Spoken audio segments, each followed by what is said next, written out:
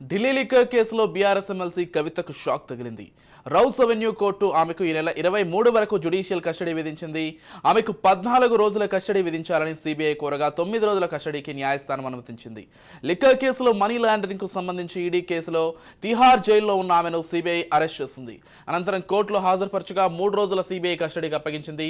ఈ క్రమంలో కవితను సిబిఐ ప్రశ్నించిన అనంతరం గడువు ముగియడంతో కోర్టులో హాజరుపరిచారు. దీంతో జ్యుడిషియల్ కస్టడీ విధించింది. అధికారులు ఆమెను తిహార్ జైలుకు తరలించనున్నారు.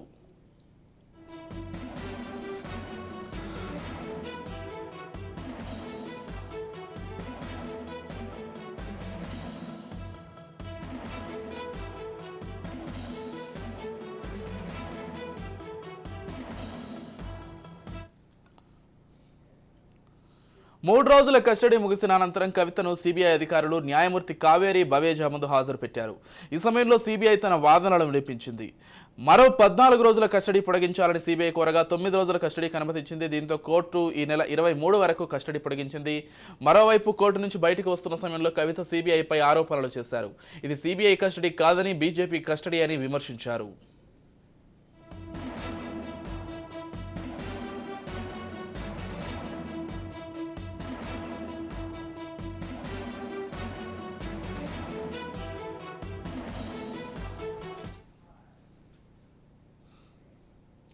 ఇదిలా ఉండగా కవిత అరెస్ట్ అయి ఏప్రిల్ 15 నాటికి సరిగ్గా నెల గడిచింది. మద్యం కుంభకోణం కేసులో మార్చి 15న ఈడీ కవితను అరెస్ట్ చేసింది.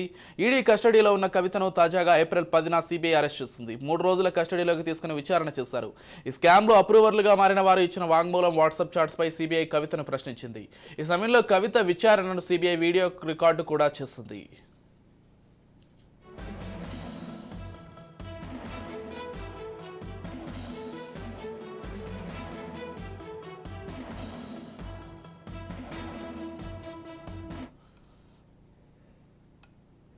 ఇక కవితకు సంబంధించిన సిబిఐ కస్టడీపై మరింత సమాచారం అందించడానికి మా క్రైమ్ బ్యూరో చీఫ్ ఇన్నారెడ్డి సిద్ధంగా ఉన్నారు.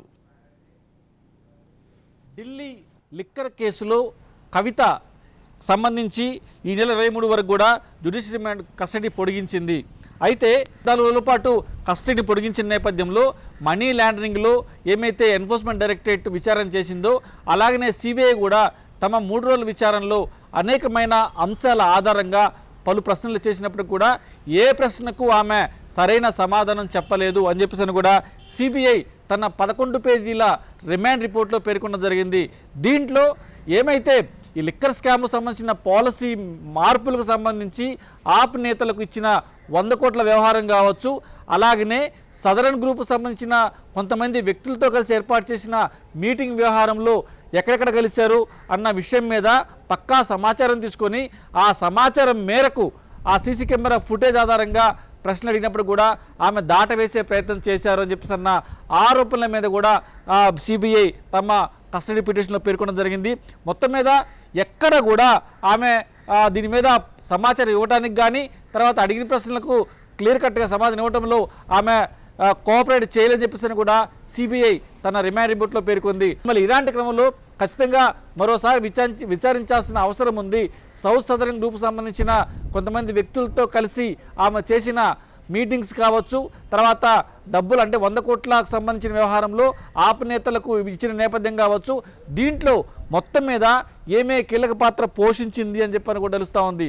మరి ఈ సందర్భంగా ఈరోజు కోర్టు ముందు ప్రొడ్యూస్ చేయడానికి వచ్చిన సమయంలో కూడా ఆమె మీడియాతో మాట్లాడుతూ ఇది బీజేపీ కస్టడీ, ఇది సిబిఐ కస్టడీ కాదు, బీజేపీ కస్టడీ అని చెప్పని చెప్పుకుంటూ ఆరోపణలు చేసుకుంటూ ఆమె కోర్టులోకి వెళ్ళడం చూసాం. అది మీడియాలో కూడా సంచలనంగా మారింది. ఈ విషయం మీద జడ్జి కూడా సీరియస్ అయ్యి తెలుస్తూ ఉంది. ఇలాంటి విషయాలు ఎందుకు మాట్లాడాల్సి వస్తుంది, ఆల్రెడీ నువ్వు కస్టడీలో ఉన్నప్పుడు మీడియాతో మాట్లాడొద్దని చెప్పి అనుకున్నప్పుడు ఆమె గురించి కూడా సీరియస్ అయ్యి తెలుస్తూ ఉంది. ఇకపై ఈమె అంటే కోర్టు తీసుకొస్తున్నప్పుడు కానీ కోర్టు నుంచి వెళ్తున్నప్పుడు కానీ ఆమె మధ్యలో డైలాగులు వదులుతూ నేను కడిగిన ముత్యంలో బయటకు వస్తాను, సిబిఐ కావాలని అరెస్ట్ చేసిందని చెప్తున్న ఈ కామెంట్స్ ఏమైతే ఉన్నాయో అవన్నీ హైలైట్ అవ్వడం, అవి మీడియాలో రావడం, ఆ విషయాన్ని కూడా సిబిఐ కోర్టు దృష్టికి తీసుకురావడంతో కోర్టు కూడా వారెంట్ కూడా జరుగుతూ ఉంది. మరి ఫర్దర్గా సిబిఐ ఖచ్చితంగా మరోసారి కస్టడీ కూడా అవకాశం కనిపిస్తూ ఉంది.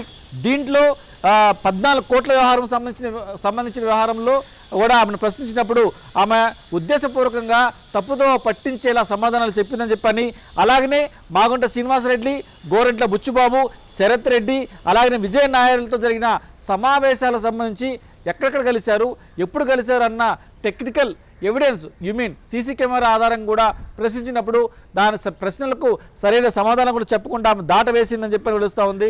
అలాగనే ఈమె చాట్ అకౌంట్ ఇచ్చిన సమాచారం మేరకు వాళ్ళు ఇచ్చిన ఎవిడెన్స్లను గురించి ప్రశ్నించినప్పుడు కూడా ఆ ప్రశ్నల మీద కూడా సరైన సమాధానాలు లేకుండా పోయింది. అలాగనే ఈమె శరత్ చంద్రారెడ్డి దగ్గర తీసుకున్న 14 కోట్ల రూపాయలకు సంబంధించిన ఎవిడెన్స్ సిబిఐ దగ్గర ఉంది.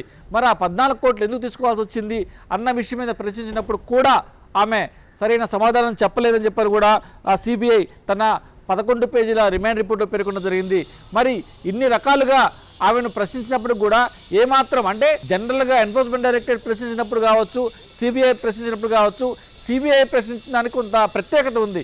వీళ్ళందరూ కూడా ఎన్ఫోర్స్మెంట్ డైరెక్టరేట్ అలాగే సిబిఐ ఇన్వెస్టిగేషన్లో తేలిన, దొరికిన, సేకరించిన టెక్నికల్ ఎవిడెన్స్ ఆధారంగా ప్రశ్నించినప్పుడు కూడా ఎదురుగ్గా ఆధారాలు చూపిస్తూ ఇలా పలానా సమయంలో మీరు డబ్బులు పంపించారు 14 కోట్లు ఎందుకు పంపించారని చెప్పి దానికి సమాధానం లేదు.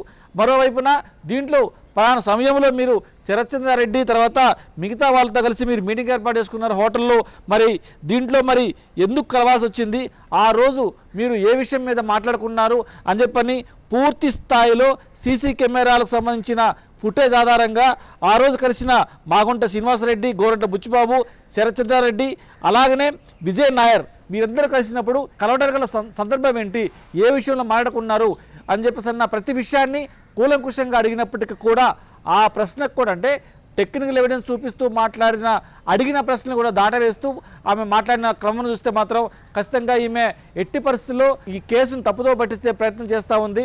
అలాగనే ఈమె గనక బయట ఉంటే సాక్ష్యాలను తారుమారేసే అవకాశం ఉంది, సాక్షి కూడా ప్రమాదం చేసే అవకాశం ఉందని చెప్పిన అంశాన్ని సిబిఐ కోర్టు ముందు ఉంచింది. ఇదే కాకుండా దీంట్లో ప్రధానంగా గతంలో కూడా ఎవరైతే అప్రూవల్గా మారారో అప్రూవల్గా మారిన వ్యక్తులను భయభ్రాంతులకు గురి చేసిన సందర్భం కూడా ఉంది. ఇదే కాకుండా సాక్ష్యాలను తారుమారేసిన సందర్భాన్ని పరిశీలిస్తే గతంలో ఈమె మొబైల్ను సీజ్ చేసినప్పుడు మొబైల్లో డేటా మొత్తం డిలీట్ చేసి తిరిగి సిబిఐకి ఇచ్చిన నేపథ్యంలో అంటే ఇంటెన్షనల్గా డేటాను కానరాకుండా చేయడం, తర్వాత డేటాను ఇంటెన్షనల్గా చెరిపేసే ప్రయత్నం చేయడం ఇవన్నీ కూడా ఎఫ్ఎస్లు కాబట్టి ఇన్ని రకాలుగా చేసే ప్రయత్నాలన్నీ చేసింది. అంటే ఎక్కడ కూడా తమ ఆనవాళ్ళు దొరకకుండా కేసులో తమ ఇన్వాల్వ్మెంట్ లేకుండా చేసేందుకు చేసిన ప్రయత్నాలన్నీ కూడా ఈ కేసులో ప్రభావితం చేస్తాయి కాబట్టి ఎట్టి పరిస్థితుల్లో ఆమెకు బెయిల్ ఇవ్వద్దు, అలాగనే ఆమె సరైన సమాధానం చెప్పట్లేదని చెప్పన్న విషయం మీద పూర్తి స్థాయిలో కోర్టుకు 11 పేజీల రిమాండ్ రిపోర్ట్ కూడా పేర్కొనడం జరిగింది. చివరిగా ఒక విషయం, ఇంతకుముందే సిబిఐకి సంబంధించి కోర్టు నోటీసులు జారీ చేసింది. కవిత నేను ఎన్నికల ప్రచారానికి పోవాలని చెప్పేసి నేపథ్యంలో బెయిల్ పిటిషన్ కూడా దాఖలు చేయడం జరిగింది. ఆ బెయిల్ పిటిషన్ మీద సిబిఐకి కోర్టుకు నోటీసులు జారీ చేసింది. మరి ఇప్పటికైనా సరే కడిగిన ముత్యంలా బయటకు వస్తుందా, ఆ ముత్యం అలాగనే జైల్లో బగ్గిపోతుందా అన్న విషయం మీద తేలాల్సి ఉంది. This is Jinnareddy signing of.